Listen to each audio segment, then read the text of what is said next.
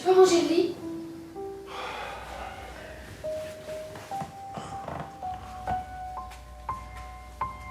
Non, non, non, non, non, non, non. Non, tu vas pas aux chiottes. Mais quoi, j'ai pissé. Non, tu vas jamais pisser, tu passes 1 heure. Allez. Allez.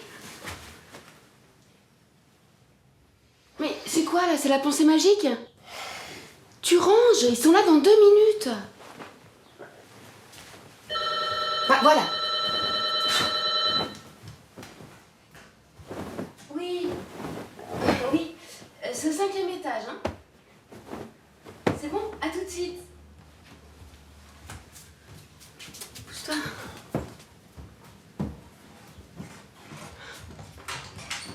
Et tu nous emboucanes pas!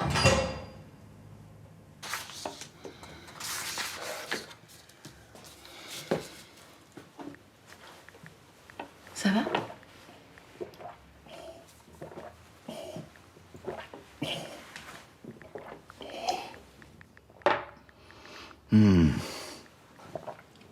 Ça va mieux. Désolé, ma fille vit chez moi en ce moment, avec son bébé. Ce n'est pas simple. Mais allons-y.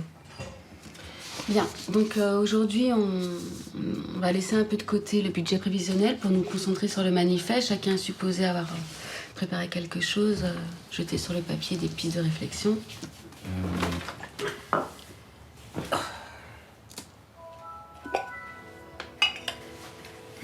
Ce serait bien qu'on revienne sur les devis imprimeurs avant, sur ceux de Montreuil que tu nous as envoyés hier notamment.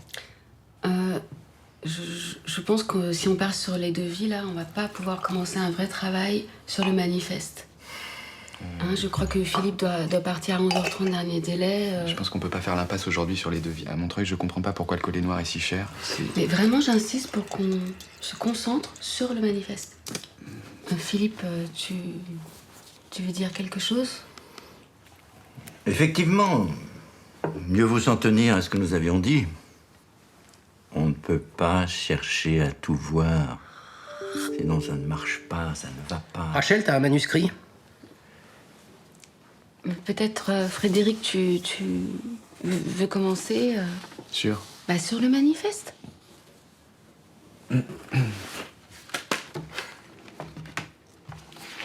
C'est sans commentaire, il me semble. Comparatif des points morts. Impression France, impression pays de l'Est, impression Chine. Ce n'est pas un sujet. C'est pas un sujet. Non, dans cet espace, ça ne l'est pas. Vous voulez imprimer des livres avec des illustrations couleurs? Bien. La dernière fois, on est parti sur un tirage à 500 exemplaires. Et votre point mort était à 750 exemplaires, les gars. Un équilibre post-mortem. Le livre devient rentable lorsqu'il n'existe plus. Moi, j'en ai rien à foutre de défendre des principes pour fabriquer une tombe. J'ai eu ma dose d'échecs et d'enfumage, bien pensant, ça va. Ici, tout le monde a raté sa vie. C'est la spécificité, le génie du lieu. Par ici, si on n'a pas raté sa vie, c'est qu'on est tout simplement dépourvu de talent. Kertész. Est-ce que tu pourrais arrêter là les impressions? On ne s'entend pas. Ouais, encore 5 pages. Proposez un point mort réaliste, alors. Du réalisme. Vous voyez le concept? Oh, ouais, ça va. Dès que le fric entre dans la boucle, il faudrait qu'on sache plus penser et s'en remettre à. Nous cherchons, nous tâtonnons, et le couperet du pas d'autre solution ne doit pas s'abattre chaque fois qu'on ne trouve pas immédiatement. Je suis d'accord avec le fait qu'on ne doit pas penser mou, mais il faut refuser d'obéir à ce principe d'incompétence financière qu'on nous renvoie constamment à la gueule. Et cesser d'être là, dans ce rôle de petit gamin trouillard. C'est de la panique scatologique. Merde! Merde! La panique, c'est Merde. Je crois qu'on tient une pépite. n'importe quoi. Bah si, oui. Non, mais n'importe quoi. Toi, tu veux respecter les conditions de travail, mais t'es au courant que tu seras plus jamais salarié toute ta vie si tu continues dans l'édition? Tu souhaites aux autres ce dont t'es à jamais privé. Quelle abnégation. Ah, parce que ton père meurt, toi, tu vas tuer celui des autres par vengeance. Frédéric, je ne comprends pas. Nous avons décidé de remettre à plat les choses pour nous donner les moyens d'une publication indépendante et non censurée. Ici, on assume la dimension artisanale tout en se donnant du temps. Maintenant, on peut reprendre sur le manifeste. Vous allez nous pondre une charte éthique avec une clause sur le respect des droits humains? Philippe, tu peux commencer? Excuse-moi de vous déranger, mais t'as déjà pensé à publier de la littérature érotique? Mais qu'est-ce que tu fais là, toi? Tu t'as pas autre chose à faire? Te laver, je sais pas, chercher du travail? Non, mais je travaille. Attends, je t'ai trouvé un manuscrit. Oh, c'est un album pour enfants, non? Ouais, ça s'érige à toutes les pages, hein. Mickey dans la forêt. Non, mais attends, vous avez vu la puissance du bras de cet ours? Mickey dans la forêt, Mickey dans la forêt, ouais. Ce qui m'intéressait quand j'étais jeune, c'était d'être déstabilisé par une pensée, par un style, de rencontrer une écriture qui provoquait en moi le désordre et la surprise d'être éprouvé. Ça, c'est le mot juste, éprouvé. Alors je poursuivais ça, coûte que coûte, avec les copains. On avait un texte à publier, on trouvait un imprimeur. Un ami dessinait une couverture, un autre corrigeait. On allait trouver 2-3 copains libraires. L'ami écrivain se remettait au travail sur un nouveau texte. Il y avait des réussites. Aujourd'hui, on dirait qu'on fabriquait de la dette. Ah, on ne passait pas son temps à anticiper la liquidation de sa succession. Tu nous as déjà parlé de tes années, où la beauté du geste seul vous guidait avant le débarquement des néolibéraux. Il n'y a pas toujours eu de grands débarquements. Un jour, un commercial qui était devenu directeur général de la maison d'édition, avec son costume de maquereau et sa gomina, est entré dans mon bureau. Il s'est assis sur mes papiers. Il a laissé tomber une bande dessinée devant moi et a dit « Ça va avoir le prix Goncourt. Ça va faire le buzz. » Non, pas le buzz. Le buzz. Comme une grosse buse qui attaque l'homme. Mais ce jour-là s'est préparé pendant 10 ans. Et après ce feu paradis, on fait quoi? On devient le morceau de glace d'un Caspar Friedrich. On se dégèle. C'est quoi ton problème? C'est ma langue au contact de laquelle tu ne te dégèles pas? Tu préfères ça, peut-être. En l'observant, il eut soudain dans la bouche le goût de l'orgeat, ce sirop, cette presque pâte, qui avait occupé sa sœur tout l'été où elle n'avait pas quitté son maillot à rayures blanches et rouges. Elle l'avait même nommé ainsi. Lui, déjà écœuré et amer, cela lui convenait parfaitement. La buse attaque l'homme.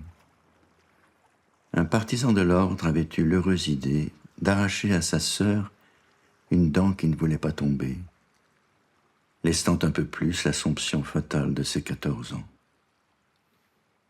Il lui avait posé un bouton sur la gencive pour forcer la pousse.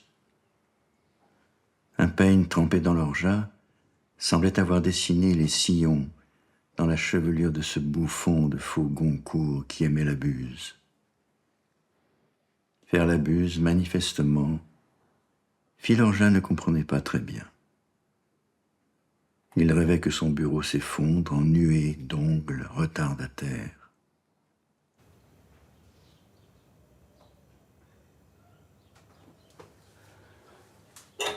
Faut que je mange quelque chose. T'as une drôle de tête, hein, ce matin. C'est la rame de métro. Hein? Je sais pas, j'étais en train d'attendre le métro et j'ai vu quelqu'un sur la voie. Sur les rails. Il restait là. Courbé vers l'avant, fixant les rails. Il se passait rien. Il y avait une fille à côté de moi qui écoutait de la musique. Une autre fille un peu plus loin sur le quai.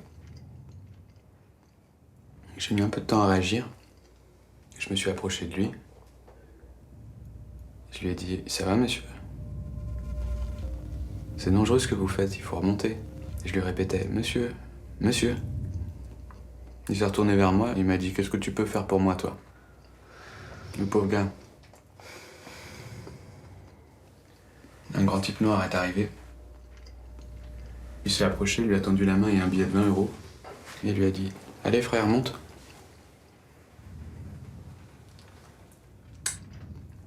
Et alors? L'homme a pris sa main et est remonté sur le quai. C'est très violent. Mm. T'as bien fait de lui parler. Mais j'ai pas fait ce qu'il fallait faire. Je suis resté là à lui dire que c'était dangereux. Cet homme, il a eu raison de faire ça. C'est ce qu'il fallait faire. Vous avez bien réagi tous les deux. Toi aussi. Je pense pas que j'aurais pensé à faire ce qu'il a fait. Lui donner de l'argent pour le faire remonter. T'as été le premier à lui parler. C'est toi qui as rompu quelque chose. Vous avez été complémentaires tous les deux. Peut-être que les choses se seraient pas passées de la même façon si toi, tu ne l'avais pas interpellé. Je sais pas. Il avait pas d'argent à lui donner. J'ai senti con.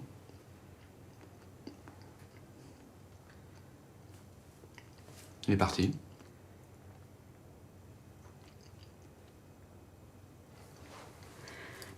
Tu as bien fait.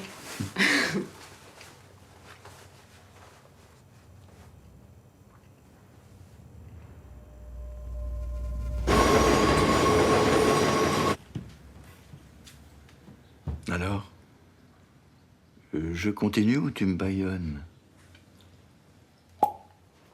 Ah, tu te souviens, papa faisait ça aussi. Ouais, je me souviens, ouais. J'y arrivais jamais, ça m'énervait. Comment tu fais?